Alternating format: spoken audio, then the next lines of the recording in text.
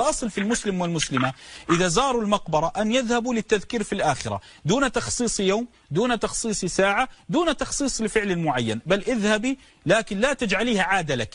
يعني إذا قسى القلب اذهب للقبور 5 دقائق أو دقيقة لا يجوز للنساء أن تزور القبور، لأن هذا قد لعن النبي صلى الله عليه وسلم زوارات القبور. المرأة لا تزور القبور، وإنما تدعو للأموات وهي مارة مع الطريق، أو تدعو لهم في بيتها أو في أي مكان. وأما زيارتها للقبر أو للقبور فهذه حرام وهي كبيرة، لأن الرسول صلى الله عليه وسلم لعن من فعلت ذلك، واللعن لا يكون إلا على كبيرة من كبائر الذنوب. نعم. زيارة النساء للقبور عموما محرمة، بل من كبائر الذنوب، لأن النبي صلى الله عليه وعلى آله وسلم لعن سائرات القبور.